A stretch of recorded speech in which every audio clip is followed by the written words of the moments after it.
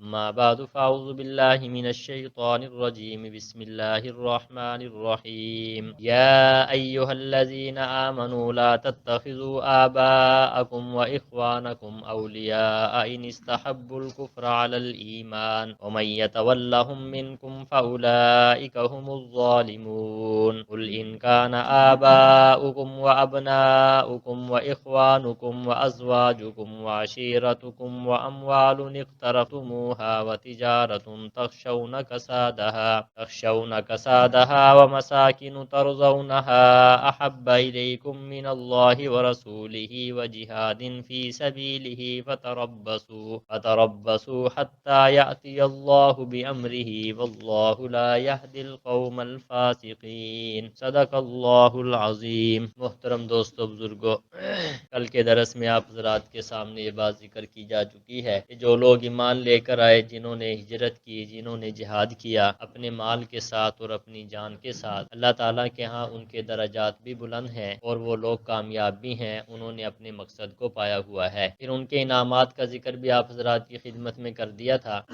کہ ان لوگوں پر اللہ کی رحمتوں کا نزول ہوتا ہے، اللہ رب العزت کی طرف سے رضا کا اعلان ہوتا ہے، اور ان لوگوں کے لیے باغات ہیں، ہمیشہ ہمیشہ رہنے والی نعمتیں ہیں جو کبھی بھی ختم ہونے والی نہیں ہیں۔ کل کے درس میں ان باتوں کو ذکر کیا جا چکا ہے۔ آج کی یہ جو آیات مبارکہ ہیں، مفسرین فرماتے ہیں ان لوگوں کے بارے میں نازل ہوئی ہیں جنہوں نے ہجرت نہیں کی۔ سرور کائنات صلی اللہ علیہ وآلہ وسلم کو اور آپ کے صحابہ کو اللہ رب العزت نے مکہ سے ہجرت کر کے مدینہ طیبہ میں جانے کا حکم ارشاد فرمایا تھا۔ اسے حقیقی ہجرت کہا جاتا ہے۔ یہ بات آپ حضرات کو یاد ہونی چاہیے کہ جتنے بھی انبیاء کرام علیہم السلام تشریف لائے ہیں، ہر نبی مہاجر تھا۔ ہر نبی کو اللہ تعالیٰ نے ہجرت کا حکم ارشاد فرمایا۔ ہر نبی نے اللہ کے حکم کے ساتھ اپنے علاقے کو چھوڑا، اپنے عزیز و اقارب کو چھوڑا، اپنے آباء و اجداد کو چھوڑا، اللہ کے دین کو بلند کرنے کے لیے دوسرے علاقے کی طرف گئے۔ تو ہر نبی کو اللہ تعالیٰ نے ہجرت کرنے کا حکم ارشاد فرمایا تھا، اور ہر نبی نے اللہ تعالیٰ کے حکم سے ہجرت بھی فرمائی ہے۔ قرآن مجید میں انبیاء کے واقعات آپ سنتے ہی رہتے ہیں کہ انہوں نے ایک علاقے سے دوسرے علاقے کی طرف ہجرت فرمائی ہے۔ سرور کائنات صلی اللہ علیہ وسلم نے بھی ہجرت فرمائی،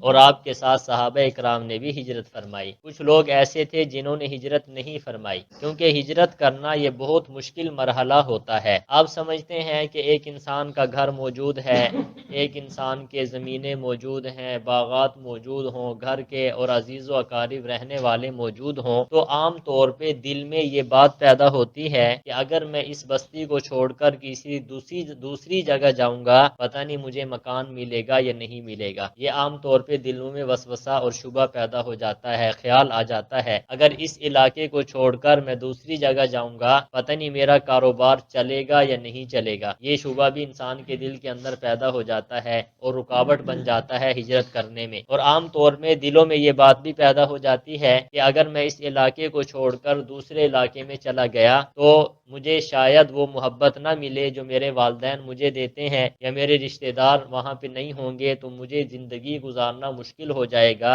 عام طور پہ ہجرت کرنے میں یہ باتیں رکاوٹ بنا کرتی ہیں۔ اللہ رب العزت نے ان آیات میں ایک بات واضح طور پہ صاف صاف ارشاد فرما دی، فرمایا کہ اللہ اور اللہ کے رسول کی محبت انسان کے دل میں ان ساری کی ساری چیزوں سے زیادہ ہونی چاہیے۔ واضح اعلانات صاف صاف طور پہ اللہ تعالیٰ نے یہ بات ارشاد فرما دی ہے کہ جن لوگوں کے دلوں میں ان چیزوں کی محبت ہے، عزیز و اقارب کی محبت ہے، وطن کی محبت ہے، جن لوگوں کے دلوں میں اپنے مال کی محبت ہے، فرمایا اگر ان کے دلوں میں اللہ اور اللہ کے رسول سے زیادہ محبت ان چیزوں کی ہے تو پھر اللہ کے عذاب کا انتظار کرو۔ واضح اعلانات ان آیات میں کیا ہے بھائی؟ اللہ تعالیٰ نے فرما دیے ہیں صاف صاف طور پہ، اور فرمایا کہ جو لوگ اللہ اور اللہ کے ساتھ محبت زیادہ رکھتے ہیں اور ان چیزوں کی محبت اس انسان کے دل کے اندر کم ہے، وہ کامیاب ہے۔ قرآن مجید کے اندر بھی اس بات کو ذکر کیا گیا ہے، اور سرور کائنات صلی اللہ علیہ وآلہ وسلم نے ایک حدیث مبارکہ کے اندر بھی اس بات کو ذکر فرمایا ہے۔ فرمایا لا یؤمن احدکم حتی اکون احب الیہ من والدہ وولدہ والناس اجمعین۔ فرمایا کامل مومن اس وقت وقت تک نہیں انسان ہو سکتا جب تک کہ اس کے دل میں سرور کائنات صلی اللہ علیہ وآلہ وسلم کی محبت اپنی جان سے، اپنی اولاد سے، اپنے والدین سے اور تمام لوگوں سے زیادہ نہ ہو جائے۔ سب سے زیادہ محبت انسان کے دل میں کس کی ہونی چاہیے؟ سرور کائنات صلی اللہ علیہ وسلم کی، اللہ اور اللہ کے رسول کی۔ آیت مبارکہ میں اللہ اور اللہ کے رسول کا ذکر ہے اور حدیث مبارکہ کے اندر صرف اور صرف رسول اللہ صلی اللہ علیہ وسلم کا ذکر ہے۔ اب علماء نے بڑی پیاری بات ارشاد فرمائی، فرمایا سب سے زیادہ محبت اللہ اور اللہ کے رسول کے ساتھ کرنے کا حکم کیوں دیا گیا؟ اس کی وجہ کیا ہے اور اس کا مطلب کیا ہے کہ سب سے زیادہ محبت کس سے ہو بھائی؟ اللہ سے ہو اور اللہ کے رسول سے ہو۔ اس کی وجہ کیا ہے؟ یہ حکم کیوں دیا گیا کہ مسلمانوں کو کہ سب سے زیادہ محبت اللہ اور اللہ کے رسول کے ساتھ کرو؟ اس کی وجہ علماء نے یہ بیان فرمائی ہے کہ یہ حکم اس لیے دیا گیا کہ جہاں پہ محبت ہوتی ہے وہاں پہ اطاعت کرنا بالکل آسان ہو جاتی ہے، اور جہاں محبت نہ ہو وہاں پہ اطاعت کرنا کیا ہے بھائی؟ مشکل ہے، کیونکہ محبت ہے ہی چیز ایسی ہے کہ جہاں پہ لگ جائے تو ساری مشکلات عبور کرنا انسان کے لیے کیا ہے بھائی؟ آسان ہو جاتا ہے۔ ایک مثال علماء نے ارشاد فرمائی ہے، فرمایا اس کی مثال آپ یوں سمجھیں کہ ماں کو اپنے بیٹے کے ساتھ کیا ہے؟ اولاد کے ساتھ، بچے کے ساتھ سب سے زیادہ محبت ہوتی ہے۔ اب اس محبت کا نتیجہ ہے کہ اگر سردی میں بیٹا اٹھے، بچہ جو ہے نیند سے 10 دفعہ بھی بیدار ہو تو کبھی بھی والدہ جو ہے اس کے چہرے پہ بل نہیں آتا، بلکہ خوشی خوشی اس کو سنبھالتی ہے، چپ کراتی ہے، ساری نیند جو ہے رات کی، جو ساری رات کی نیند ہے وہ بالکل اس بچے پہ قربان کر دیتی ہے۔ کس وجہ سے بھائی؟ محبت کی وجہ سے۔ اور یہی وجہ ہے کہ سب سے زیادہ مشکل جو ہے انسان کا بچہ جو ہے اس کی پرورش کرنا سب سے زیادہ مشکل ہے۔ اللہ رب العزت نے ماں کے دل کے اندر بچے کی محبت سب سے زیادہ رکھ دی، اور سب سے زیادہ مشکلات جو ہے وہ ماں برداشت کرتی ہے۔ بچے کا پیشاب پخانہ دھونا ہے، اس کو خاموش کروانا ہے، اس کو دودھ پلانا ہے، ساری رات اپنا گیلے جگہ میں خود لیٹنا ہے اور بچے کو خشک جگہ پہ لٹانا ہے۔ یہ کس وجہ سے ہوتا ہے بھائی؟ محبت کی وجہ سے ہوتا ہے۔ تو علماء فرماتے ہیں اللہ رب العزت نے اور اللہ کے پیارے نبی نے اس بات کا حکم دیا ہے کہ مومن کے دل کے اندر سب سے زیادہ محبت اللہ اور اللہ کے رسول کی ہونی چاہیے۔ جب اللہ اور اللہ کے رسول کی سب سے زیادہ محبت ہوگی تو پھر گھر چھوڑنا بھی اللہ کے حکم پر کیا ہے؟ آسان ہو جائے گا، اور اپنے والدین کو چھوڑنا بھی آسان ہو جائے گا، اپنی اولاد کو چھوڑنا بھی آسان ہو جائے گا، اور اپنے عزیز و اقارب کو اور زمین اور کاروبار کو چھوڑنا بھی کیا ہو جائے گا بھائی؟ آسان ہو جائے گا۔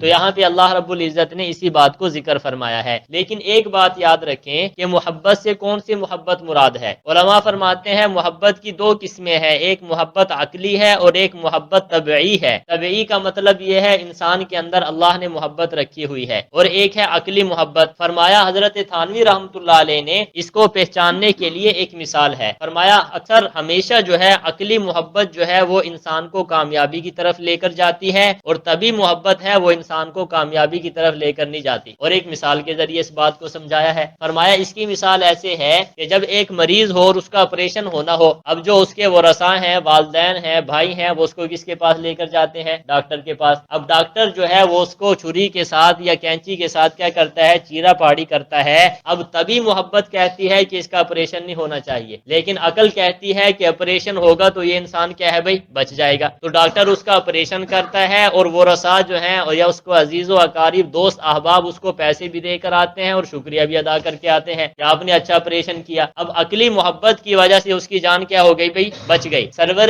کائنات صلی اللہ علیہ وسلم کے ساتھ اور اللہ رب العزت کے ساتھ جو محبت کرنے کا حکم دیا گیا ہے، علماء کرام ارشاد فرماتے ہیں کہ اس محبت سے مراد عقلی محبت مراد ہے۔ عقلی محبت کا مطلب کیا ہے بھائی؟ پتہ کیسے چلے گا کہ ہمارے دلوں کے اندر اللہ اور اللہ کے رسول کی محبت زیادہ ہے یا ہماری اولاد کی محبت زیادہ ہے؟ ہمارے دلوں میں اللہ اور اللہ کے رسول کی محبت زیادہ ہے یا ماں باپ کی محبت زیادہ ہے؟ ہمارے دلوں میں اللہ اور اللہ کے رسول کی محبت زیادہ ہے یا مال کی محبت زیادہ ہے؟ فرمایا پتہ کس وقت چلے گا؟ ٹکراؤ کے وقت۔ ٹکراؤ کا مطلب کیا ہے بھائی؟ اللہ کا حکم ہے اور اللہ کے رسول کا حکم ہے، مثال کے طور پہ کہ شادی وغیرہ کے موقع پہ گانا بجانا اور یہ چیزیں نہیں کرنی، اور اولاد کہتی ہے کہ کرنی ہے۔ اگر کوئی انسان اپنی اولاد کو ناراض کر دیتا ہے اور گانا بجانا نہیں کرتا، سمجھو اس انسان کے دل میں اللہ اور اللہ کے رسول کی محبت زیادہ ہے۔ اگر کوئی انسان ان کی محبت کے اندر آ کر، بچوں کی محبت میں آ کر گانا بجانا جو کروا لیتا ہے، اللہ اور اللہ کے رسول کو ناراض کر لیتا ہے، تو سمجھو اس کے دل میں اولاد کی محبت زیادہ ہے، اللہ اور اللہ کے رسول کی محبت کیا ہے بھائی؟ کم ہے۔ یہ کس وقت پتہ چلے گا بھائی؟ ٹکراؤ کے وقت۔ اب اللہ تعالیٰ حکم دیتے ہیں عشر کو ادا کرنا ہے، زکوٰۃ کو ادا کرنا کرنا ہے، اب مال کی محبت زیادہ ہے یا اللہ کے حکم کی محبت زیادہ ہے، اس وقت پتہ چلے گا ٹکراؤ کے وقت۔ اگر اللہ کا حکم مانتے ہوئے بے شک کچھ نہ بچے لیکن کیا ہے صحیح طریقے سے مال کو ادا کر دیا تو سمجھو اللہ اور اللہ کے رسول کے ساتھ محبت زیادہ ہے۔ اگر مال کے ساتھ محبت ہوئی اور صحیح طریقے سے اس کو ادا نہ کیا تو سمجھو مال سے محبت زیادہ ہے، اللہ اور اللہ کے رسول سے محبت کیا ہے بھائی کم ہے۔ یہ ہمیشہ جو ہے ہم ہر اصول پہ اس کو کیا کر لیں گے بھائی پرکھ لیں گے کہ ہمارے دلوں میں محبت کس کی زیادہ ہے، اللہ اور اللہ کے رسول کی ہے یا کیا ہے بھائی اپنی اولاد کی ہے یا اپنی آباء و اجداد کی ہے یا اپنے کاروبار کی ہے۔ ان آیات میں اللہ تعالیٰ نے صاف صاف بات کو ذکر فرما دیا ہے کہ جن لوگوں کے دلوں میں اللہ اور اللہ کے رسول کی اور جہاد کی محبت نہیں ہے، فرمایا ان لوگوں کو تیار ہو جانا چاہیے اللہ کے حکم پر۔ اللہ کا حکم سے مراد یہاں پہ کیا ہے بھائی عذاب ہے کہ کسی وقت بھی اللہ کا عذاب ان لوگوں پر کیا ہے نازل ہو سکتا ہے۔ اب یہاں پہ اسی بات کو ذکر کیا جا رہا ہے، یا ایھا الذین آمنو، اے ایمان والو، لا تتخذوا آباءکم، فرمایا نہ بنایا کرو اپنے باپ دادوں کو، آبا یہ اب کی جمع ہے اور اس کو تغلیباً کیا ہے بھائی باپ اور دادا دونوں پر آبا کو بول دیا جاتا ہے، نہ بنایا کرو تم اپنے آبا کو، وَإِخْوَانَكُمْ، اخوان جو ہے وہ اخ کی جمع ہے، اخ بھائی کو کہتے ہیں، فرمایا اپنے بہن بھائیوں کو، دونوں معنی اس کے کیے جائیں گے کہ نہ بنایا کرو تم اپنے باپ دادوں کو اور اپنے بہن بھائیوں کو، اولیاء ان استحبوا الکفر علی الایمان، دوست اگر وہ کفر کو پسند کریں ایمان کے مقابلہ میں، چاہے بھائی ہیں چاہے بہن ہیں چاہے والدین ہیں، اگر وہ کفر پہ جمے ہوئے ہیں تو فرمایا تم ان کو دوست نہ بنایا کرو، کیونکہ مومن کامل مومن کی علامات میں سے دو علامات ہیں، نمبر ایک اللہ کے راستہ میں جہاد کرنا، نمبر دو فرمایا کہ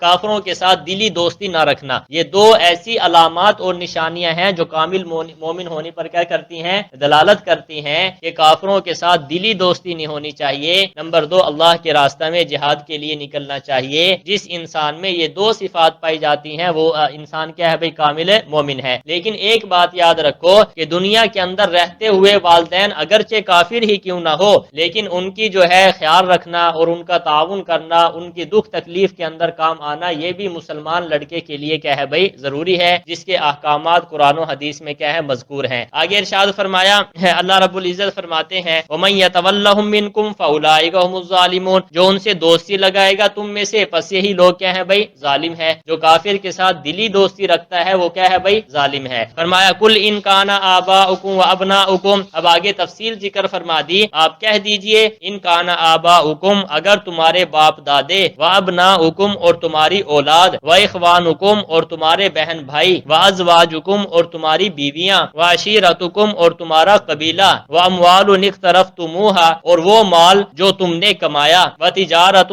تخشون کسادہا اور تجارت جس کے مندے پڑ جانے سے تم ڈرتے ہو، ومساکن ترضونہا اور تمہارے پسندیدہ مکانات، ساری چیزوں کو ذکر فرما دیا۔ اب یہاں پہ بہن بھائی کا ذکر بھی ہے، اولاد کا ذکر بھی ہے، والدین کا ذکر بھی ہے، بیوی کا ذکر بھی ہے، قبیلے کا ذکر بھی ہے، تجارت کا ذکر بھی ہے، ساری چیزوں کو ذکر فرمانے کے بعد فرمایا احب الیکم من اللہ ورسولہ وجہاد فی سبیلہ، اگر یہ ساری چیزیں محبوب ہیں تمہیں اللہ اور اللہ کے رسول کے مقابلہ میں اور اللہ کے راستے میں جہاد کرنے کے مقابلہ میں، اگر یہ چیزیں تمہیں زیادہ پسند ہیں اور اللہ کے رسول کے مقابلہ میں، پھر کیا کرنا ہے فتربصوا حتی یاتی اللہ بامرہ، تو تم انتظار کرو یہاں تک اللہ اپنا حکم لے کر آ جائے۔ پھر تمہیں کیا کرنا چاہیے بھائی انتظار اللہ کے حکم کا۔ اللہ کے حکم سے یہاں پہ علماء نے کیا لکھا ہے بھائی مفسرین نے عذاب، کہ ایسا نہ ہو اگر یہ چیزیں تمہیں زیادہ پسندیدہ ہے تو پھر اللہ کا عذاب تم پر آ سکتا ہے۔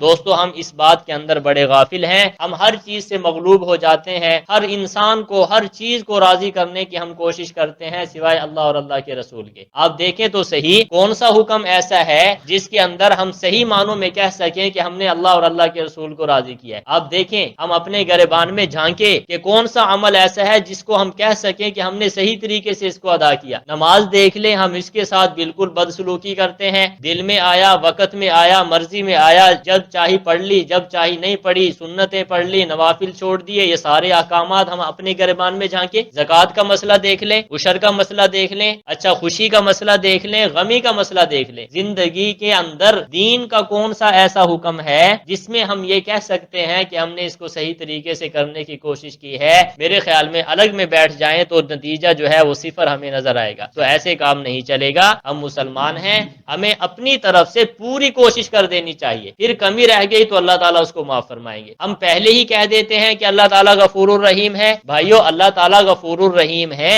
لیکن ساتھ ساتھ اللہ کی صفت کا ہار بھی ہے، اور عذاب عظیم اور علیم کا ذکر بھی اللہ تعالیٰ نے کہاں پہ فرمایا بھائی؟ قرآن مجید کے اندر فرمایا ہے۔ تو اس چیز کو ہمیں مد نظر رکھنا چاہیے۔ اتنے سارے بہت سے اہم مسائل ہیں جو ہم جاننے کے باوجود بھی صحیح طریقے سے عمل نہیں کرتے۔ اب وہی بات روزانہ ہم پھر بار بار کہتے ہوئے بھی یہ بات آتی ہے کہ وہی وضو پر شور شرابہ، وہی نیکیوں کو ضائع کرنے کی باتیں، وہی مسجد میں آ کر پہلے ہی ہم اپنی ساری کی ساری نیکیوں کو ضائع کر دیتے ہیں۔ ایسے نہ کیا کریں، اللہ اور اللہ کے رسول کی محبت کو دلوں میں پیدا فرمائیں، اور یہی چیز انسان کو قبر میں کام آئے گی، اور یہی چیز کہاں کام آئے گی بھائی؟ حشر کے اندر کام آئے گی۔ سرور کائنات صلی اللہ علیہ وسلم نے ایک مثال ارشاد فرمائی ہے، بات لمبی ہو جائے گی، بات ذکر کر کے ختم کرتے ہیں۔ آپ نے فرمایا ایک آدمی تھا، اس کا انتقال ہونے کا وقت قریب آیا، فرمایا اس نے اپنے 3 بھائیوں کو بلایا، ایک بڑا بھائی تھا، ایک درمیانہ بھائی تھا، ایک چھوٹا بھائی تھا۔ اس نے پہلے بڑے بھائی کو بلایا اور اس کو کہا کہ میں نے ساری زندگی تیری وجہ سے پریشانیاں اٹھائی ہیں، تکالیف اٹھائی ہیں، اب میرا روح نکلنے کا وقت قریب ہے، تو میری مدد کر اور کسی طریقے سے مجھے بچا تاکہ میری روح نہ نکلے۔ تو فرمایا کہ جب وہ آدمی اس کو بلاتا ہے تو بڑے بھائی نے صاف جواب دے دیا، اس نے کہا بھائی تو نے بے شک میرے پیچھے جو کچھ بھی کیا ہے، لیکن میرا تیرا کوئی تعلق نہیں ہے، میں تو تیرے ساتھ اتنے تک رہ سکتا ہوں جب تک تیرا سانس چل رہا ہے، جب تیرا سانس نکل گیا تیرا راستہ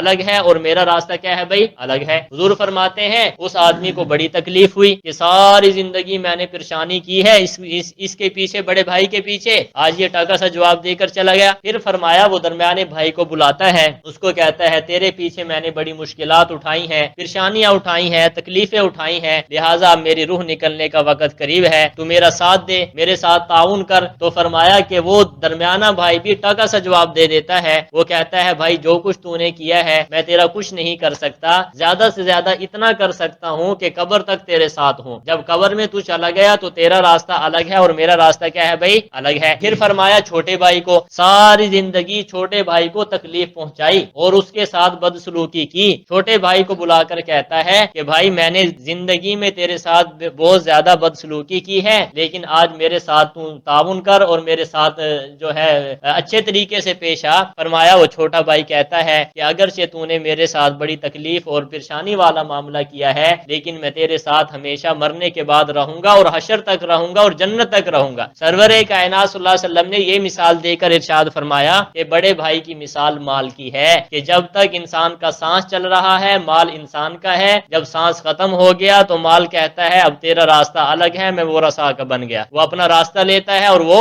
اپنا راستہ لیتا ہے۔ درمیانے بھائی کی مثال فرمایا کس کی ہے؟ انسان کی عزیز و اقارب، دوست اور انسان کے اولاد کی ہے، کہ وہ کہتی ہے ہم تمہارے ساتھ زیادہ سے زیادہ قبر تک جا سکتے ہیں، قبر میں ہم تیرے ساتھ نہیں داخل ہوں گے، جب تجھے قبر میں رکھ دیا جائے گا تو تیرا راستہ الگ ہے اور میرا راستہ کیا ہے بھائی؟ الگ ہے۔ اور فرمایا کہ سب سے چھوٹے بھائی کی مثال ہے نیک اعمال کی، کہ ہم ہر عمل کو بدسلوکی کے ساتھ کرتے ہیں لیکن پھر بھی انسان کے کام کیا ہے بھائی؟ اعمال ہی آنے ہیں۔ تو ہمیں ان باتوں کا خیال رکھنا چاہیے، شریعت کے جو ہم عمل کریں گے انشاءاللہ اس کا نفع انسان کو ہر وقت ہوگا۔ تو اللہ رب العزت نے یہاں پہ اسی بات کو ذکر فرمایا ہے، واللہ لا یہدی القوم الفاسقین، اللہ نافرمان لوگوں کو ان کے مقصد تک نہیں پہنچاتا، مطلب یہ ہے کہ ان کو ہدایت نہیں دیتا۔ اللہ رب العزت ہمارے درس کو قبول فرمائے، اللہ رب العزت ہمیں اس پر عمل کی توفیق عطا فرمائے۔ وآخر دعوانا الحمدللہ رب العالمین۔